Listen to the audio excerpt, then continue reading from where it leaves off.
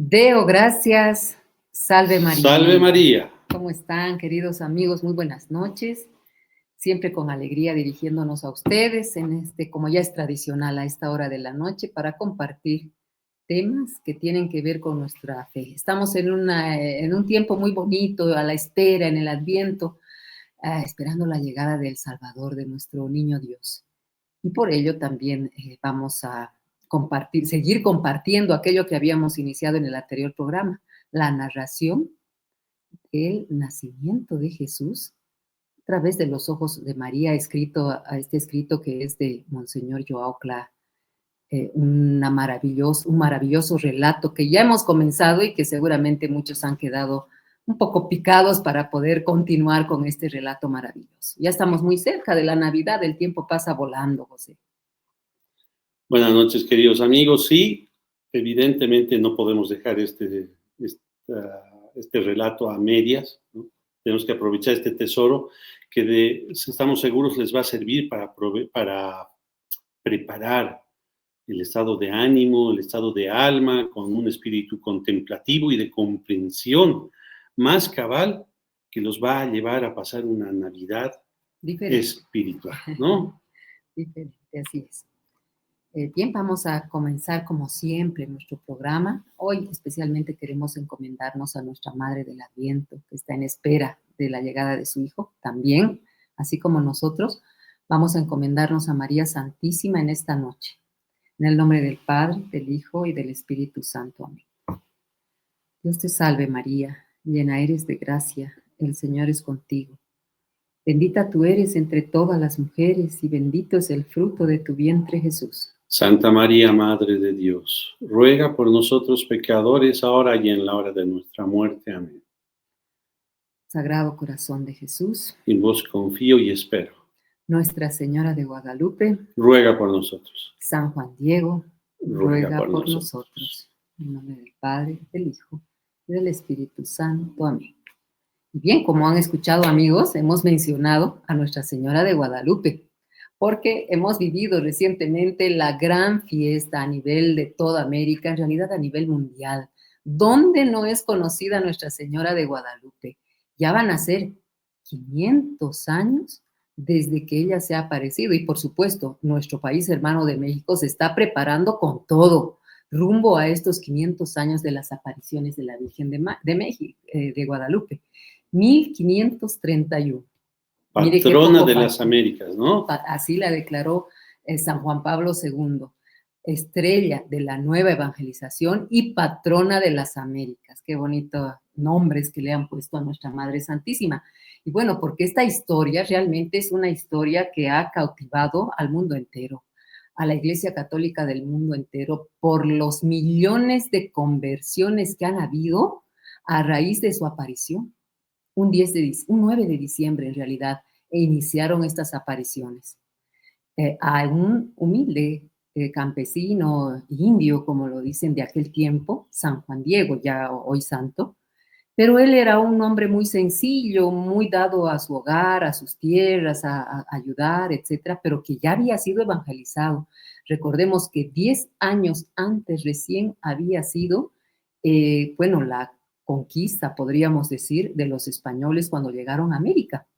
Entonces, realmente poco tiempo había pasado para que ocurra esta gran manifestación de nuestra Madre, justamente para erradicar todo aquello que era idolatría en aquellas culturas y traer esta nueva evangelización católica, cristiana, para proclamar al único Dios verdadero, como se le revela a San Juan Diego. Oiga, ¿sabe qué? Ahí, y le voy a hacer un cortecito porque complementándole, la época en que viene Nuestra Señora de Guadalupe, la guadalupana, es una época en que la mayoría, como usted acaba de mencionar, la mayoría de los pueblos de la antigüedad eran politeístas, ¿no? Sí. Y solamente el pueblo elegido de Dios, ¿no? El pueblo judío, el pueblo hebreo era monoteísta, ¿no? Y bueno, y entre las deficiencias de los pueblos politeístas, pues entre las idolatrías que tenían varios cultos y ritos, incluso satánicos, que formaban parte de sus creencias y por las cuales se invocaban ciertos espíritus demoníacos o del mal o para evitar el mal, y esto los llevaba a la mayoría de todos ellos, casi todos en estos hay un común denominador que eran los sacrificios, ¿no? Humanos. Sí, y en varios de estos, el extremo llegaba a estos horrores de los sacrificios humanos, como era en los pueblos que habitaban, pues, lo que conocemos hoy como Centroamérica, ¿no? Culturas azteca, maya y todo exactamente, esto. ¿no? Y donde las víctimas por montones, desde niños, vírgenes, etcétera, hombres y mujeres eran sacrificados, les arrancaban el corazón y se los comían. O sea, ritos realmente Salvajes. Yo digo así, ¿no? claro, había un salvajismo de por medio y no sé, pues seguramente la dignidad del ser humano no era tomada, ¿no? Realmente como nos enseña la fe cristiana católica. Por esta razón caían en sacrificar a niños y mujeres. Y es que usted sabe por qué a qué se debe esto. Es que el plan del demonio, ¿sabe desde cuáles está en su cabecita esa cornuda que siempre está dando vueltas? Es que el bicho tiene la intención de hacer al hombre olvidar a Dios, de echar a perder a la máxima expresión de la obra de Dios, de la creación, que es el ser humano, ¿no? Y él hacerse adorar como Dios. Y realmente todos estos pueblos coincidían tenían esta vertiente espiritual, en estos arraigos tan desviados, que casi todos terminaban en este tipo de adoración. Y realmente la aparición de la guadalupana de Nuestra Señora es un hecho realmente providencial que viene a ser el primer aplastamiento del peso de la justicia de Dios, de la bondad materna de Nuestra Señora, de su talón sobre la cabeza de la serpiente, ¿no? Además, haciendo una visión global así de lo que pasaba en el mundo en ese entonces, estamos hablando siglo XVI, no sé, la revolución protestante estaba en su auge en ese tiempo. Entonces, en Europa. En Europa, claro, justamente claro. En el otro lado del mundo, y millones de personas obviamente seguían aquel camino equivocado.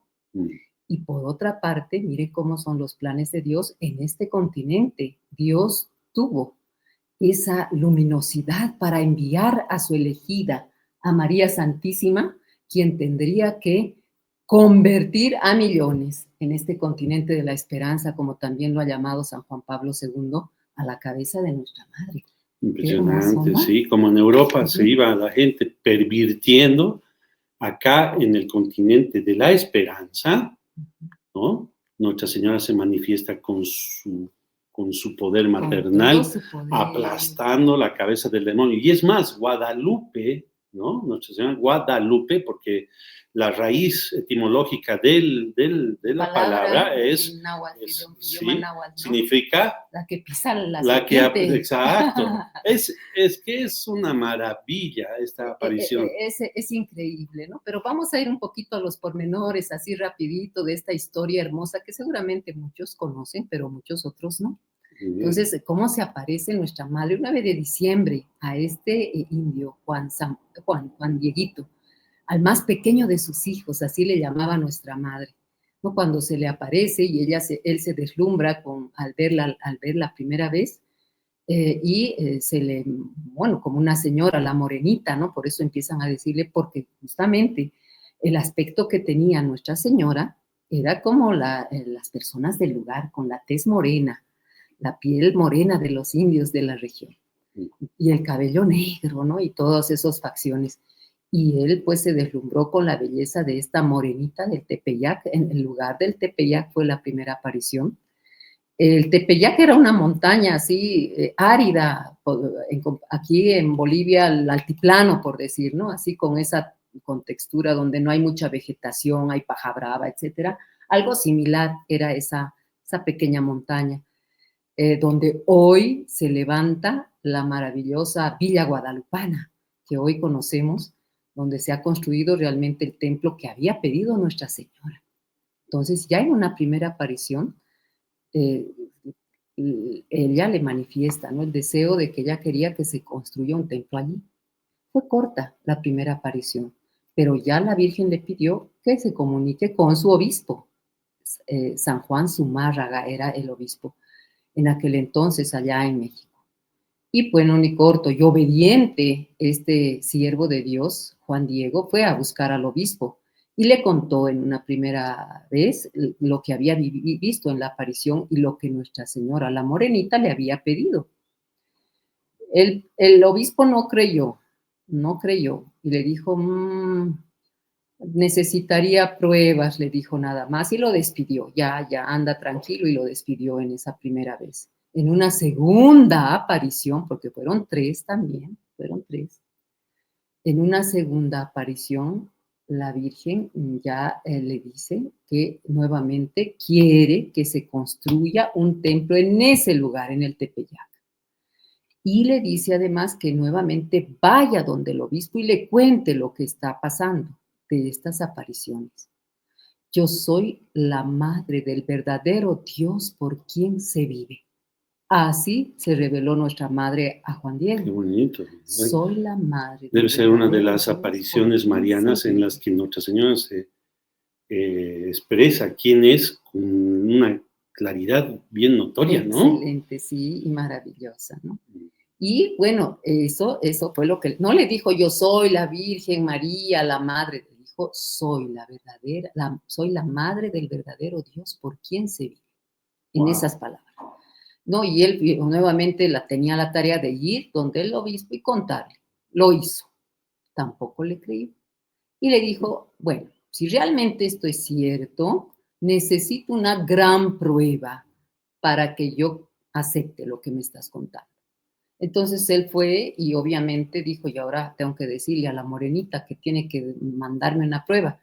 Ni siquiera él le dijo que a la morenita, a Nuestra Señora, de que el obispo le había pedido una prueba, porque entre todo esto resulta que para la tercera vez que tenía que encontrarse con Nuestra Señora, porque ella lo citaba, le hacía la cita para la aparición.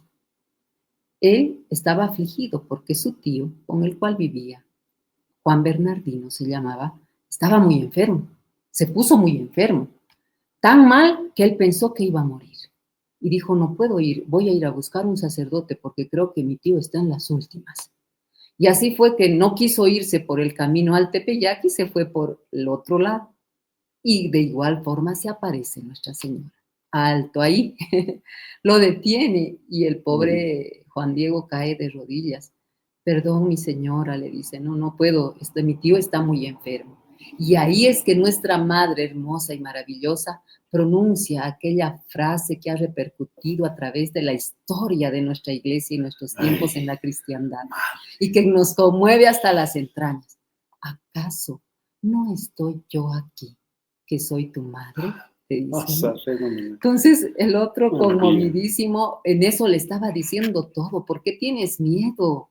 ¿Por qué tienes temor? Si yo estoy aquí, tu madre. Entonces, él, arrepentido, quiso escuchar a Nuestra Señora y lo que le iba a mandar, y ella simplemente le dio la orden. Anda al cerrito del Tepeyac, por donde se estaba yendo por otro sentido contrario, vuelve al cerrito del Tepeyac, y allí deberás recoger todas las flores que encuentres. ¿Qué flores se encontró? Rosas de Castilla, ¿no? Pero es que además esas rosas no existían en América, eran rosas españolas, rosas de Castilla. No era ni el lugar ni la temporada. Entonces, pero cuando llegó se encontró todas esas hermosas flores que él las recogió una a una, e incluso fue nuestra madre la que le ayudó a acomodar las rosas en la tilma, que que era de maguey, ¿no? Tejido de maguey, que Ensayado, era ¿no? tejido natural, por supuesto, que se deteriora con el pasar del tiempo, ya sigue intacto durante No, 500 años, pero nuestra madre fue la que acomodó las rosas en la tilma de Juan Diego, las fue colocando una a una, las dispuso y le dijo, anda, esta es la prueba que te pide el obispo. Y lo mandó así con su bultito de rosas aquí en el pecho y se fue corriendo. Cuando estés delante del obispo. Solamente cuando estés delante de él las vas a demostrar. Bueno, entonces él se fue volando a cumplir la diligencia mandada por Nuestra Señora y allí justamente lo recibió el obispo junto a otras personas que estaban en ese momento y allí él simplemente lo que hizo, aquí está la prueba, despliega su tilma, caen las rosas, que ya eran un gran milagro en ese tiempo, como decíamos, un montón de rosas de colores, pero lo que conmovió a todos los que estaban ahí a la cabeza del obispo fue la imagen que estaba impresa en la tilma de Juan Diego. Él ni se había percatado de que la imagen estaba allí. Él soltó las rosas y pensaba que se estaban admirando solo por las rosas. Y era por la imagen que había quedado grabada de la morenita del Tepeyac. Bueno, a partir de allí se sabe que los siguientes 7 años después, 9 millones de conversiones de los indios aztecas de aquella época. Como a razón de 3,000 conversiones por año se fueron sucediendo, solamente en esos 7 primeros años. Y ni qué decir hoy que es la patrona de México. Todo México le rinde devoción, amor a nuestra madre, la morenita del Tepeyac, Nuestra Señora de Guadalupe. La fiesta que se hace allá con toda su novena es toda una solemnidad, es el santuario mariano más visitado del mundo entero. Durante todo, no solo en el tiempo de la fiesta, que es el 12 de diciembre, sino siempre. Esa última aparición de la Virgen fue justamente el día 12 de diciembre, cuando se da el milagro de la impresión de la imagen. Y ahora, ¿qué nos queda después de todo eso, José? Muchas investigaciones que pues se han hecho. ¿Quiere que le pasen algunos datos? A ver, sí. Bueno, esta tela, ¿no? Este ayate o tilma en el que queda impresa la imagen de Nuestra Señora, la morenita, es de la tela maguey, como usted había bien señalado, y es de estilo tipo poroso, ¿no? No dura ni 100 años, se deshace. Máximo totalmente. Dura entre 15 y 20 años, ¿no? Sí, sin embargo, ¿cuánto ya ha pasado? 5 siglos, 5 siglos. Para que se dé una idea de un hecho, en el siglo XVIII hicieron una réplica de la tilma y esta duró 15 años, no duró más, se desintegró, etcétera, ¿no? Y hay hechos, ¿sabe qué? Que son, pero así, de no creer. Por ejemplo, usted sabe que la imagen impresa en la Santa Tilma ahí, de San Juan Diego, tiene temperatura. Tiene la temperatura del cuerpo humano, de 36 grados, ¿no? Así es. En 1791 le cayó ácido muriático. Por accidente, ¿no? Pero en 30 días se regeneró el tejido. Bueno, no hay en la tela, no hay insectos, vivos ni muertos. No hay, ni microscópicos. Tampoco, ¿no? hay pintura, o sea, es lo asombroso. La imagen no contiene rastros de pinturas conocidas, no hay. O sea, que mano humana haya podido agarrar una pintura y pintar, no existen pinturas conocidas con las que esté hecha la imagen. Por lo cual, en los estudios han visto que la imagen no está pegada a la tela, está a milésimas de milímetros. ¿Quiere que le dé el dato correcto? ¿Ya? Sí. Ya. Separada, ¿no? De la tela. En 1936, el premio Nobel de Química Richard Cohn descubrió, al examinar unos filamentos de 2 colores, que no hay, como usted decía, no corresponden a colorantes vegetales, ni animales, ni minerales. no se encuentran los colores, ni al frente ni al reverso de la tilma, no hay, Así. ¿no? Luego se le pintaron ciertos agregados a la imagen, pero estos fueron desapareciendo con el tiempo. Ujú. En 1921 le pusieron una bomba, Mm. un tipo, un fulano llamado Luciano Flores, fue ahí con una ofrenda, dejó una bomba, mire, destrozó hasta el mármol y todo Pero la imagen no alrededor, pero sufrió ni daño. siquiera el vidrio que protege la imagen sufrió daño alguno. Eh, en 1751 la investigaron 7 pintores famosos, Mm. encabezados por Miguel Cabrera, usted debe saber quién es, Mm. y todos concluyeron que no estaba hecha por mano humana. Exacto. Y lo que usted decía, los colores están incorporados a la tela, pero no tiene pinceladas, no hay rastros de pinceladas. ¿Mm? Al acercarse a 10 centímetros de la imagen, no se ven los colores, solo la tela. Y como usted dice, la imagen, esa impresión, Está flotando, está en otras suspendida en el aire a 3 décimas de un milímetro. Exacto. Y poco no se nota a simple vista, pero así con toda la tecnología, pues han podido comprobar esto, ¿no? Ahora, con fotos y la calidad de impresiones y los métodos de impresión que hoy en día, ni aún así no hay, no se ha podido replicar ni la expresión ni los rasgos de la imagen. Claro, yo he visto muchas imágenes reproducidas, ¿no? Por pintores, etcétera, de la imagen de la guadalupana y no es muy difícil Exactamente, no sacar pueden sacar la exactamente misma igual, expresión ni los pero es que rasgos. además los otros estudios desde la óptica que han hecho desde la oftalmología, por ejemplo, en los ojos, Ay, sí, este es dato es impresionante. increíble. Es El una de reflejo. las primeras investigaciones que se hicieron, los ojos de Nuestra Señora en la imagen, ¿no? Con ampliaciones ya digitales, se vio que realmente es como un ojo vivo, que está en forma tridimensional, el reflejo de todo lo que estaba viendo Nuestra Señora allí en la imagen impresa en la tilma.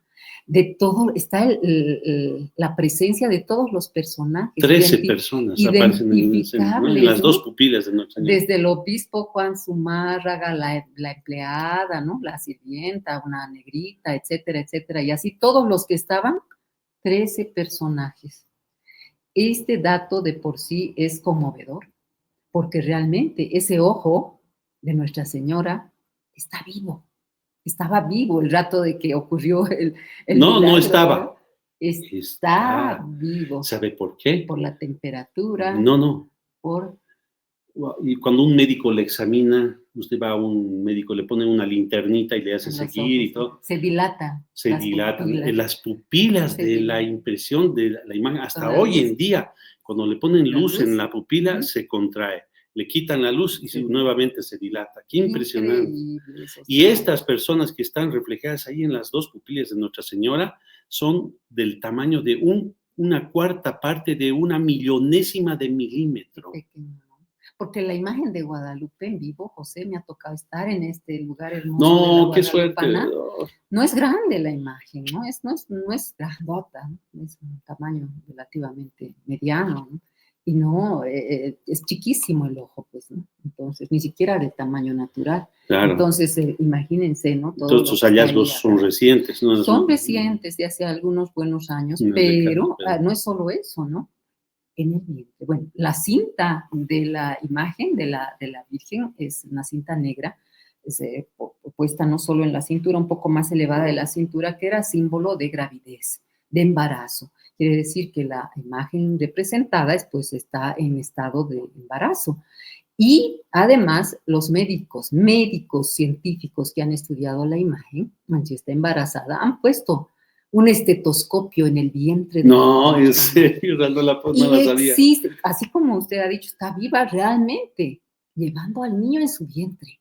Hay palpitar de un corazón de un bebé, que es la frecuencia cardíaca es mucho más rápida que de una persona adulta, se escucha. la frecuencia cardíaca de un bebé en el vientre de Nuestra Señora. Qué impresionante. Otros datos curiosos, todas las flores que hay en su atuendo, en el vestido que lleva, son, según la simbología del tiempo también de la cultura náhuatl, de los aztecas, etcétera, que la flor que está justamente en el centro representa el sol. El sol. Así que imagínense, realmente algo grande iba a nacer de esta Virgen, nuestro Salvador. Otro dato curioso, el color del manto de Nuestra Señora, lleno de estrellas, ¿no? Tiene muchas estrellitas. Esas estrellas del manto reflejan el cielo, la conformación de las constelaciones del cielo ese día, el año 1531, 12 de diciembre. Un martes 12 de diciembre a las 10:40 de la mañana, que fue la hora de la aparición. Exactamente, ¿no? Y así, ¿qué otros datos más tiene usted, señor No, José? usted ha complementado muy bien. Bueno, ¿Qué más quiere? O sea, qué maravilla. Es que es una maravilla y se siguen encontrando cosas al respecto. Los mexicanos realmente con orgullo, son muchos científicos mexicanos, incluso teólogos, sacerdotes, que han ido astrónomos, inclusive haciendo estudios hasta el día de hoy de esta imagen maravillosa, que además es profética. Hay muchas profecías a través de esta imagen para estos tiempos. Bueno, podríamos hacer un programa sobre eso. Sí. Profecías de Nuestra Señora, ¿no? Así es. Muy bien, queridos amigos, realmente hemos extendido este tiempo, pero vale la pena haber rendido este honor a Mariano, a nuestra madre querida, en tal vez una de las apariciones. Y más por el regalo que nos ha dejado, ¿no? O sea, la Santa Tilma es como el santo sudario de Turín. O sea, y hoy Juan Diego es santo, ya proclamado santo hace bastante por San Juan Pablo II. Sí. Así que bueno, eso. Bueno, el anterior programa habíamos empezado María en el nacimiento del Mesías, con una primera parte del relato extraído de la obra María Santísima, el paraíso de Dios revelado a los hombres, escrito por Monseñor Juan Escognamiglio Clá Díaz, fundador de los Heraldos del Evangelio. Y habíamos visto cómo llegó el santo matrimonio para cumplir la profecía de que nacería de Belén, la ciudad del pan, como a través de un edicto imperial, el santo matrimonio llega a la ciudad de origen de San José, porque éste descendía de la casa de David, y estando ya Nuestra Señora grávida a punto de dar a luz, y cómo se organizó, cómo se dieron todos los acontecimientos para que nuestro Señor naciera en esa pobre gruta de Belén, que fuera el lugar de refugio de San José cuando él era jovencito, ¿no? Y bueno, nace nuestro Señor y el primer intercambio de miradas, madre e hijo, el espíritu contemplativo de San José y los niñitos que habían asistido ahí para aprimorar, acondicionar la gruta lo mejor posible. Y bueno, y el primer alimento, todo un Dios, el Dios del que depende toda la creación, tiene hambre, tiene frío, y Nuestra Señora lo cobija en sus brazos y lo alimenta de su propio pecho. Pues continuemos con este bello relato a partir de lo que continúa. Y partimos del subtítulo siguiente. Dice: bendita noche, benditas estrellas. Cuando terminaron los primeros momentos de convivencia inefable, Simeón, aquel jovencito que lideraba a todos los otros niñitos, y sus compañeros suplicaron con cándida ansiedad que les dejaran ver al niño. Extremadamente complacida, Nuestra Señora los llamó con bondad y abrazándolos les mostró a Jesús. El consuelo de los chicos alcanzó un auge inimaginable cuando pudieran pensar que serían objeto del cariño de un Dios y de su Santísima Madre. En consecuencia, su exuberante alegría llenó la gruta de vivacidad. Era la fiesta de los inocentes en torno de la inocencia. Algunos sustentaban al recién nacido y los culaban con afecto respetuoso. Otros, movidos por el Espíritu Santo, exclamaban con gozo: ¡Emmanuel! ¡Emmanuel! De hecho, esa noche santa se había cumplido la profecía de Isaías: el Señor mismo os dará una señal. Una virgen concebirá y dará a luz un hijo, y lo llamará Dios con nosotros. El contentamiento de Jesús con aquellas muestras de bienquerencia era sensible, lo que henchía de satisfacción el corazón de María, todo hecho para vivir e interesarse exclusivamente por su hijo. La fiesta, sin embargo, se prolongaría. De improviso, llegaron algunos pastores cargados de regalos, miel, queso y otras bondades del campo. Ellos se presentaron con humildad y veneración, explicando que la gloria del Señor los había envuelto en luz y un majestuoso ángel les había comunicado a ellos: no tengáis miedo, yo os anuncio una gran alegría que lo será para todo el pueblo. Hoy, en la ciudad de David, os ha nacido un Salvador, que es el Cristo, el Señor. Esto os servirá de señal. Encontraréis un recién nacido envuelto en pañales y acostado en un pesebre. Lucas 2, 10 al 12. Y aquí hace una nota puntual muy bonita Santo Tomás de Aquino en la Suma Teológica. Él comienza preguntando: ¿por qué los ángeles anunciaron el nacimiento de Jesús? Y responde: hay que decir que aquello que por sí mismo es oculto carece de manifestación. Ahora, la carne de aquel que nacía era manifiesta, pero su divinidad estaba oculta. Es porque tal nacimiento fue convenientemente manifestado por los ángeles, que son ministros de Dios. Y el ángel apareció resplandeciente para mostrar que él, el que nacía, era el esplendor de la gloria del Padre. Y prosigo con el relato. Nuestra Señora, admirada y conmovida, señaló el niño y dijo: he aquí a quien procuráis, mirad y ved cuánto él os ama. Luego de unos instantes de diálogo silencioso y elocuente con el niño, que brillaba delante de ellos con el esplendor de un relámpago, los pastores se recompusieron del estupor y la emoción que los había embargado y describieron el bellísimo concierto realizado por los ángeles al final de la aparición, cantando con melodía celestial: gloria a Dios en las alturas de los cielos y paz en la tierra a los hombres por él amados. También narraron cómo ellos, llenos de entusiasmo, habían decidido: vayamos a Belén y veamos este acontecimiento que el Señor nos ha revelado. Simeón y sus amigos escucharon el relato de los pastores y se asombraron de aquello que contaban. Nuestra Señora y San José, movidos a compasión por aquellos cándidos hijos de Abraham, comenzaron a explicarles el misterio del nacimiento de Jesús. Todos los escuchaban con verdadero arrebatamiento. Finalmente, los pastores se despidieron con reverencia y gratitud y regresaron a sus casas, glorificando y alabando a Dios por todo lo que habían visto y oído, conforme se les había dicho.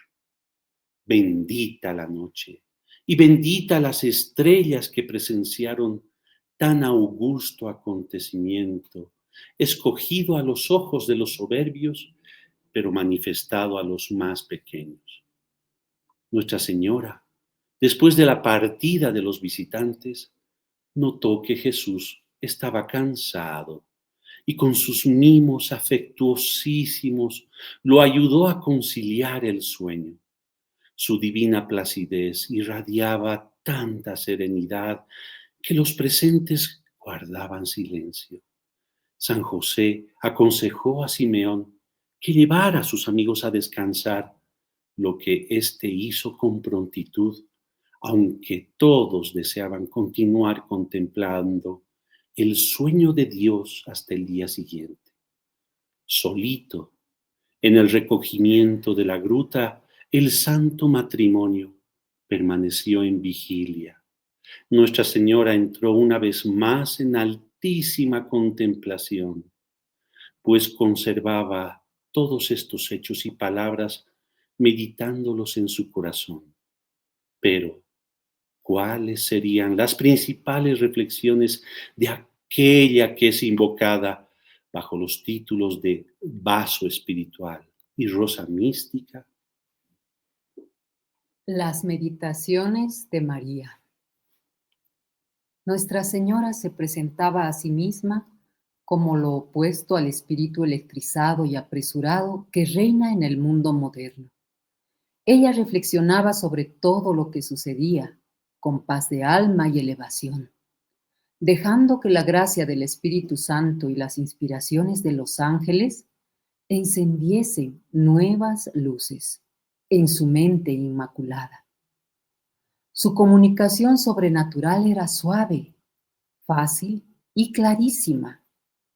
En muchas ocasiones tenía largos coloquios con San Gabriel y otros ángeles, que se extasiaban al escucharla explicitar los misterios del cielo.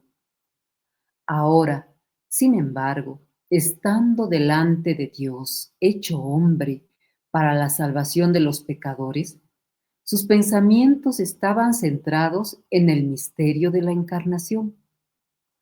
Al considerar la grandeza de Dios, ¿cómo comprender que el Omnipotente había venido a la tierra, tomando para sí la carne de un niño aparentemente tan débil?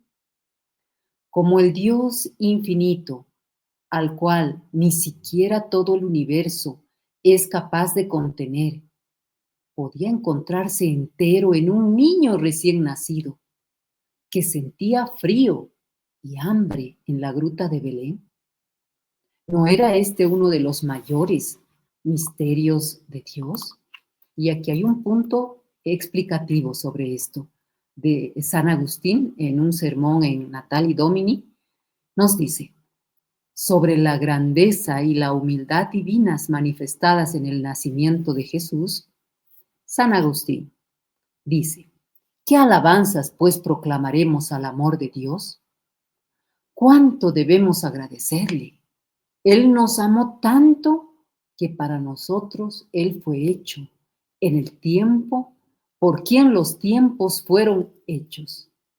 Y en este mundo fue menor de edad a muchos de sus siervos. Él que era más antiguo que el mundo por su eternidad, nos amó tanto que se hizo hombre aquel que hiciera al hombre. Fue creado de una madre que él mismo había creado. Fue guiado por las manos que él mismo había formado. Se alimentó del pecho que había llenado y lloró. En el pesebre, la infancia muda, la palabra, sin la cual se torna muda la elocuencia humana. Considera, oh hombre, lo que Dios hizo por ti. Aprende la doctrina de tan grande humildad de boca de un doctor que aún no habla. Continuando con el relato, nos dice, la primera Navidad fue, por excelencia, la fiesta de los arquetipos, de las paradojas y de los contrarios armónicos. Estos últimos a los ojos de los hombres parecen irreconciliables, pero en la visión absoluta de Dios, con la cual Nuestra Señora estaba en plena consonancia, constituyen solo aspectos diversos de la misma maravilla. Así el nacimiento del niño Jesús se presentaba al espíritu de María cercado de muy variadas circunstancias, revestidas de toda especie de esplendores y aparentes contradicciones. Todo podría haber sucedido de otra manera. ¿Por qué su divino Hijo no había nacido en un suntuoso palacio? No estaba al alcance de la omnipotencia divina disponer que un gran ejército y poderosos reyes vinieran a prestarle homenajes al niño Jesús.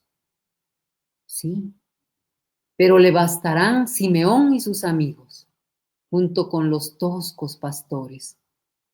Derribó del trono a los poderosos y elevó a los humildes. San Alfonso María de Ligorio, en sus meditaciones para todos los días y fiestas del año, nos dice: ¿dónde está la corte? ¿Dónde está el trono real de este Rey del cielo? Oh, gruta dichosa que tuvisteis la ventura de ver nacer dentro de ti al Verbo divino. Oh, bendito pesebre que tuviste el honor de recibir al Señor del cielo en ti. Oh, dichosa paja que serviste de lecho a aquel cuyo trono está sostenido por los serafines. Un Dios que quiere comenzar su infancia en un establo confunde nuestro orgullo. Cuando oímos hablar de una gruta, un pesebre, paja, leche, vacas, estas palabras deben ser para nosotros como llamas de amor y como flechas que hiriesen los corazones y nos hiciesen amantes de la santa humildad. Seguimos con el relato. La elección de la pobre gruta, consecuencia del rechazo de los habitantes de Belén, sonaba en su purísimo corazón como una inmensa bendición, llena de la ligereza y luminosidad de la inocencia primera, como el aleteo de las alas de los ángeles. De hecho, aunque pareciera incomprensible a primera vista, la atmósfera sublime de la gruta sagrada había sido el cuadro ideal para el nacimiento del niño Dios, incomparablemente superior al ambiente de las casas en las que se les había negado la hospitabilidad. Nuestra Señora exclamaba en su interior: cuánta belleza hay en todo esto, pero también y sobre todo, cuántos aspectos impenetrables, misteriosos. Cuán sui generis es la forma de actuar de Dios con los que ama con predilección. De hecho, ¿habría en la creación alguien más amado por Él que el Verbo humanado? Absolutamente no. Sin embargo, al amarlo de esta manera, el Padre quiso concederle su mayor tesoro desde el nacimiento, la gloria de amar a los demás a pesar de ser rechazado por ellos. ¿Cómo debería haberlo hecho la gente de Belén?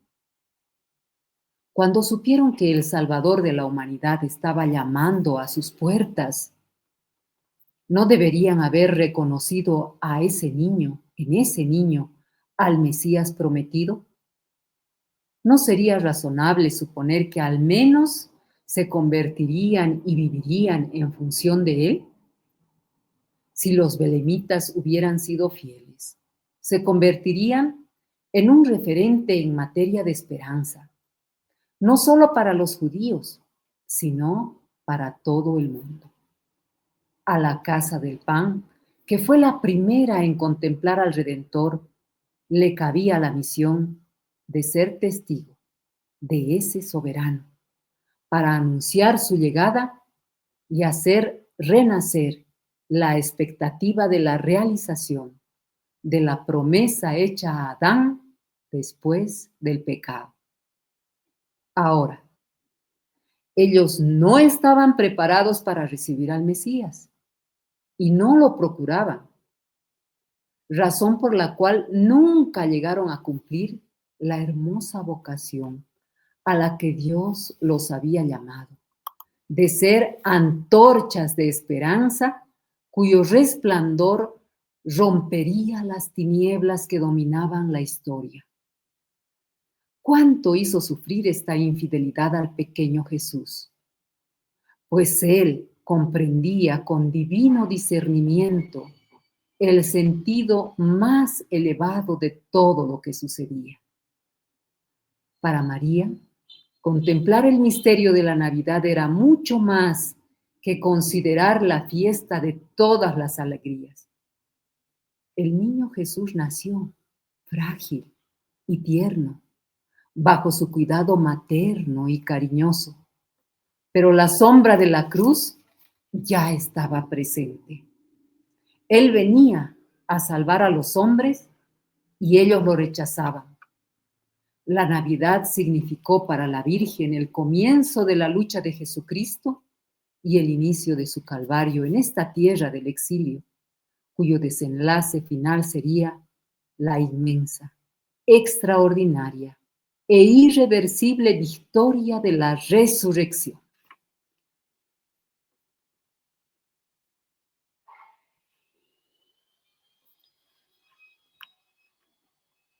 Sine sanguinis effusione non fit remissio.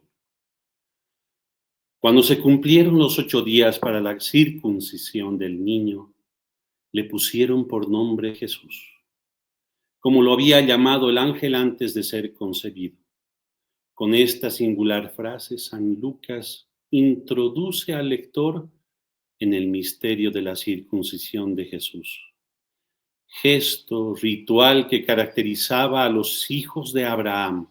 Era necesario que el divino infante estuviera marcado por el sello de la alianza que el Señor estableció con el patriarca, para que se cumpliera la profecía: bendeciré a los que te bendigan y maldeciré a los que te maldicen.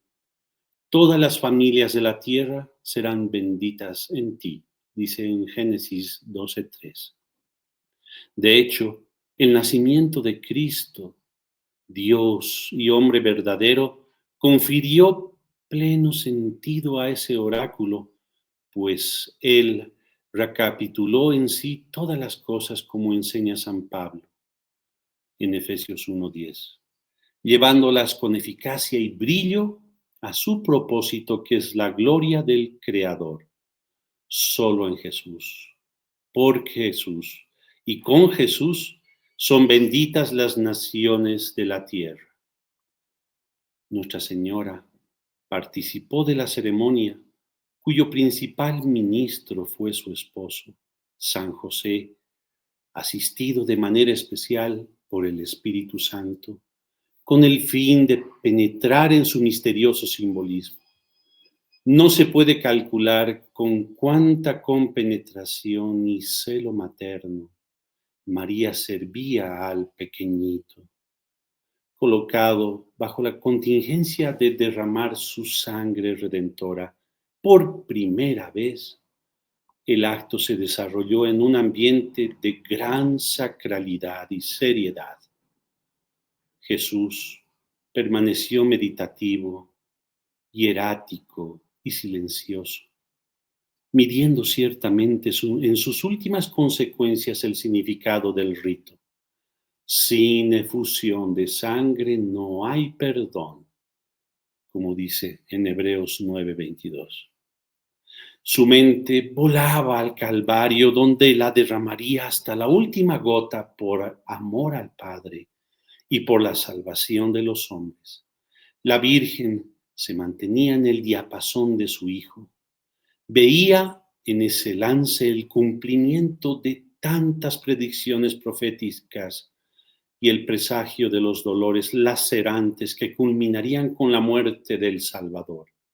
Ella misma recogió en un paño muy limpio, que conservaría y veneraría hasta el final de su peregrinaje terrenal, la única lágrima derramada por Jesús por el dolor de la operación. Ese ritual constituía también la ocasión determinada por la ley de Moisés para imponer el nombre al niño. El Hijo de Dios, hecho hombre, se llamaría Jesús, que significa que Yahvé salva. El mismo nombre tuvo el sucesor de Moisés, Josué, el cual introdujo al pueblo elegido en la tierra prometida. No sin razón, el Padre Eterno eligió este nombre para el Verbo encarnado, ya que su misión sería guiar a la humanidad al paraíso celeste, abriéndole las puertas de Jerusalén de lo alto. Cristo entró no en un santuario hecho por manos de hombre, que era solo una imagen del verdadero santuario, sino en el propio cielo, para presentarse ahora como nuestro intercesor ante el rostro de Dios. María Santísima intuía que la visión salvífica de Jesús exigiría el mayor coraje y audacia de la historia. A él se aplicaban de forma excelsa los oráculos destinados a Josué antes de cruzar el río Jordán para conquistar la tierra de la que emana leche y miel. Sé firme y valiente, porque tú has de introducir a este pueblo en la posesión de la tierra que juré a tus padres que les daría. No temas, no tengas miedo, porque el Señor está contigo donde quiera que vayas. Dice Josué 1, 6, 9. Su actitud durante el rito, incluso en el momento más doloroso, hacía ver en él la compostura y la resistencia de un héroe firme, valiente y determinado, en cuya figura brillaba de manera particular la grandeza profética. De hecho, el evangelista hace cuestión de enfatizar que el niño había sido llamado Jesús por el ángel, antes incluso de ser concebido, recordando así la misión específica del profeta Jeremías, que en él alcanzaba su más alto significado. Antes que en el seno fueses formado, yo ya te conocía. Antes de tu nacimiento, yo ya te había consagrado y te había designado profeta de las naciones. Jeremías 1:5. También a él se aplicaban con perfección estas otras palabras que el Señor dirigió a su siervo. Hago de ti una fortaleza, columna de hierro y muro de bronce, erigida delante de cada nación, delante de los reyes de Judá y sus jefes, delante de sus sacerdotes y delante de todo el pueblo de la nación. Ellos te combatirán, pero no podrán vencerte, porque yo estoy contigo para librarte. Jeremías 1, 18, 19. Finalizando el rito, Nuestra Señora se retiró con el niño, cuidadosamente limpio y fajado por su padre virginal, en cuanto lo rodeaba con sus brazos. Le venían a la mente la imagen de su esposo empuñando el cuchillo usado en la circuncisión. La escena le traía a la memoria el monte Moriah y el holocausto de Isaac, que Abraham habría efectivizado si la voz clemente del ángel no hubiera detenido su mano.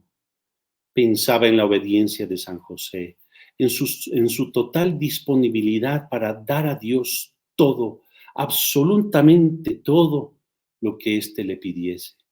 Y con resignación angélica ofrecía a su hijo Jesús, el nuevo y arquetípico Isaac, para que en él se cumpliese por entero la voluntad del Padre. Pero en su caso, María bien lo sabía, el brazo sacrificador no sería detenido. Asistieron a la ceremonia algunos familiares del santo matrimonio pertenecientes a la veta de justos que esperaban la venida del Mesías y la redención del pueblo elegido. Habían sido alertados por el joven Simeón y comparecieron con respeto y deferencia en la gruta para adorar a Jesús y llevarle presentes. Impresionados con la grandeza del ritual, esas almas fieles que se dedicaban a coordinar los esfuerzos de los buenos para la restauración de Israel, recibieron una profundísima emoción de la gracia en el sentido de comprender la importancia del sufrimiento expiatorio para ese propósito. Instruidos por el sacerdote Juan, uno de los oficiantes de la ceremonia, todos decidieron ofrecerse como víctimas por el éxito de la obra de salvación que el niño había venido trayendo a la tierra, incluso dispuestos a la completa inmolación por el martirio. Su generosidad fue recompensada con una visión sobre el futuro de la Santa Iglesia, la cual sería fundada en continuidad con la verdadera sinagoga. Esa revelación que cada uno recibió según el grado de su fe y el carácter de su misión específica, los consoló mucho. Al final del acto, Judas, tío de San José, ofreció al santo matrimonio hospedaje en su casa en las afueras de Belén, lo cual fue aceptado con el consentimiento del divino infante. Maravilloso relato, José. Todavía no hemos terminado, nos falta una partecita. Una parte será el tercer programa, ¿no? Qué lindo, realmente nos lleva, ¿no?, a esos tiempos y todo esto, a imaginarnos todo ese relato, cada una de las partes importantes de lo que vivió nuestro niño siendo así, nuestro niño Dios siendo tan pequeñito y todo lo que ya sabía, lo que se venía para él, pero ahí está. Estamos viviendo esos momentos de después, inmediatos después del nacimiento, lo que se acontece, y incluso los personajes, ¿no? Conociendo a Simeón, que ustedes dirán, ¿quién es Simeón? Simeón, estamos haciendo referencia era primo de José, ¿no?, un sobrino de José, este muchachito Simeón y sus amigos, ¿no? Hemos hablado en varias partes del relato de estos pequeños niños. Bien, ya hemos llegado al final, así se nos ha comido el tiempo nuevamente en este programa, queridos amigos, así que con mucho cariño nos despedimos. Todavía vamos a tener un programita antes de la Navidad. Así que tengan muy buenas noches. Bueno, pues buenas noches, que hayan disfrutado este relato, medítenlo en su corazón, preparen sus espíritus para la gran noche, ¿no? Bueno, pues nos despedimos, será hasta el próximo sábado. No olviden vernos también en otra plataforma de YouTube. Salve María, Deo gracias.